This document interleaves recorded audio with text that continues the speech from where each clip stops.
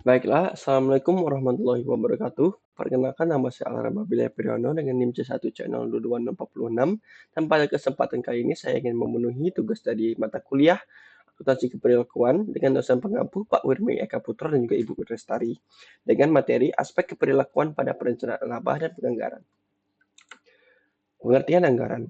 Anggaran adalah pedoman kerja di waktu mendatang. Anggaran diterima secara luas sebagai fokus bagi aktivitas perencanaan jangka pendek perusahaan dan dasar dari sistem pengendalian. Sementara itu, penganggaran adalah proses kegiatan yang menghasilkan anggaran tersebut. Penyusunan anggaran adalah suatu tugas yang bersifat teknis namun disusun oleh manusia yang harus hidup dengan anggaran tersebut. Jadi, aspek perilakuan dari penganggaran mengacu pada perilaku manusia yang muncul dalam proses penyusunan anggaran dan perilaku manusia yang didorong ketika manusia mencoba untuk hidup dengan anggaran. B. Prosedur penyusunan penganggaran. 1. Bagian administrasi merupakan fungsi yang memegang peranan yang sangat penting terhadap tercapainya kelancaran usaha kegiatan maupun aktivitas yang dilakukan oleh perusahaan atau organisasi. Dengan demikian, dapat dikatakan administrasi juga merupakan urat dari perusahaan dan administrasi juga dapat memperlihatkan fakta dan keterangan yang diperlukan untuk perencanaan secara terperinci dan keterangan atau data yang meliputi catatan yang akurat, formulir serta laporan yang meliputi tugas administrasi. 2. Bagian keuangan. Bagian keuangan mempunyai tugas melakukan pengontrolan terhadap keuangan perusahaan. Dalam menyelenggarakan tugas pokok sebagaimana dimaksud, bagian keuangan mempunyai tugas dan fungsi mencatat pemasukan dan pengeluaran uang perusahaan, membuat laporan keuangan untuk dilaporkan ke pemilik dan bagian administrasi pajak, melakukan pembayaran gaji karyawan setiap bulan, membuat buku kas dan buku pengeluaran operasi perusahaan, dan melakukan pembayaran terhadap biaya operasional kantor. C. Fungsi perencanaan laba dan anggaran. Anggaran merupakan hasil akhir dari proses perencanaan perusahaan sebagai hasil negosiasi antar anggota organisasi yang dominan dan mencerminkan konsensus organisasional mengenai tujuan operasi untuk masa depan. Anggaran merupakan cetak biru perusahaan untuk bertindak yang mencerminkan prioritas manajemen dalam alokasi sumber daya organisasi yang menunjukkan bagaimana subunit organisasi bekerja untuk mencapai tujuan perusahaan secara keseluruhan. Anggaran sebagai alat komunikasi internal yang mengumpulkan beragam departemen atau divisi organisasi antara yang satu dan yang lainnya, dan dengan manajemen puncak. Anggaran dapat digunakan sebagai perbandingan standar terhadap hasil operasi aktual. Anggaran berfungsi sebagai alat pengendalian yang memungkinkan manajemen untuk menemukan bidang-bidang yang menjadi kekuatan atau kelemahan perusahaan. Anggaran mencoba untuk memengaruhi dan memotivasi baik manajer maupun karyawan untuk terus bertindak dengan cara yang konsisten dengan operasi yang efektif dan efisien serta selaras dengan tujuan organisasi. D. Pandangan perilaku terhadap proses penyusunan anggaran.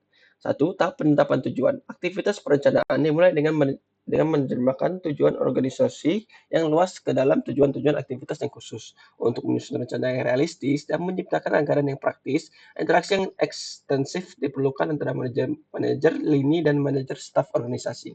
2. Tahap implementasi. Pada tahap ini, rencana formal tersebut digunakan untuk mengomunikasikan tujuan dan strategi organisasi serta untuk memotivasi orang secara positif dalam organisasi. Hal ini dapat dicapai dengan menyediakan target kinerja terinci bagi mereka yang bertanggung jawab untuk mengambil tindakan. Agar rencana tersebut berhasil, maka rencana itu harus dikomunikasikan secara efektif. 3. Tahap pengendalian dan evaluasi kinerja. Setelah anggaran diimplementasikan, maka anggaran tersebut berfungsi sebagai elemen kunci dalam sistem pengendalian.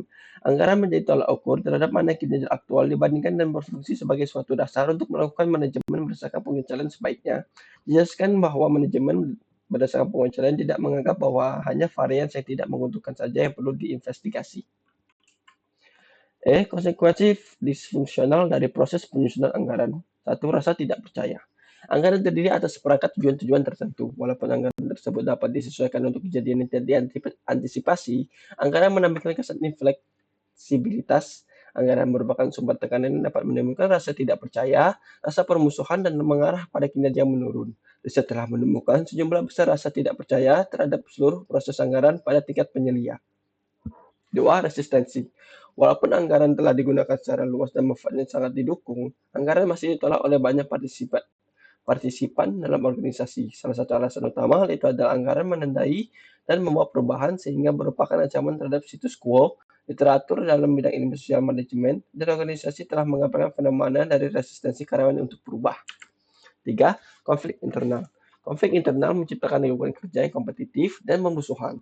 Konflik dapat menyebabkan orang berfokus pada kebutuhan departemennya sendiri secara eksklusif daripada kebutuhan dari organisasi secara total. Situasi ini menyebabkan keselarasan tujuan menjadi lebih sulit jika tidak mungkin dicapai. Hal tersebut menimbulkan kebencian kepada manajemen dan anggaran. 4. Efek samping lain yang tidak diinginkan. Anggaran barangkali menghasilkan pengaruh lain yang tidak diinginkan. Salah satu dari hal ini adalah terbentuknya kelompok informal yang kecil yang bekerja menentang tujuan dari anggaran. Kelompok karyawan ini biasanya dibentuk untuk melawan konflik internal dan tekanan yang diciptakan oleh anggaran tersebut. F. Relevansi konsep keperilakuan dalam lingkungan perencanaan. 1. Dampak lingkungan perencanaan. Lingkungan kerja atau budaya organisasi mempengaruhi perilaku dan oleh karena itu juga mempengaruhi proses perencanaan. Perilaku manusia bersifat adaptif dan berbeda dari satu tindakan tertentu oleh manajemen puncak dapat mendorong perilaku dan hasil anggaran yang menguntungkan. Sementara tindakan yang sama dilakukan yang berbeda dapat mendorong perilaku yang tidak diinginkan dan hasil anggaran yang disfungsional. 2. Ukuran dan struktur organisasi. Ukuran dan struktur dari suatu organisasi mempengaruhi perilaku manusia dan pola interaksi dalam tahap penetapan tujuan, implementasi, dan pengendalian, serta evaluasi terhadap proses perencanaan. Ukuran organisasi mungkin dipandang sebagai jumlah karyawan, nilai dolar dan dari pabrik fisik, volume penjualan, jumlah kantor cabang, atau ukuran kuantitatif lainnya yang membedakan organisasi. Struktur organisasi mengacu pada hubungan formal dan informal antara para anggota organisasi. 3. Gaya kepemimpinan. Untuk memantau kinerja bawahan, para pemimpin ini menugaskan staf mereka untuk mengumpulkan informasi yang memungkinkan dilakukannya pengawasan secara tidak langsung. Filosofi untuk mendorong perilaku bawahan yang diinginkan adalah gaji mereka dengan baik dan awasi mereka dengan ketat. Gaya kepemimpinan demokratis memungkinkan fleksibilitas dalam proses penyusunan anggaran dan memberikan peluang kepada karyawan untuk terlibat dalam perancangan arah organisasi, mengekspresikan ide-ide mereka tentang bagaimana perusahaan sebaiknya beroperasi dan memanfaatkan bakat mereka secara efektif. Yang keempat, stabilitas lingkungan organisasi. Faktor lainnya yang memengaruhi lingkungan perencanaan adalah lingkungan eksternal. Lingkungan tersebut meliputi iklim politik dan ekonomi, ketersediaan pasokan, struktur industri yang melayani organisasi, akibat persaingan, dan lain sebagainya. Lingkungan yang stabil mengenakan risiko yang terbatas dan memungkinkan proses penetapan tujuan menjadi demokratis dan partisipatif.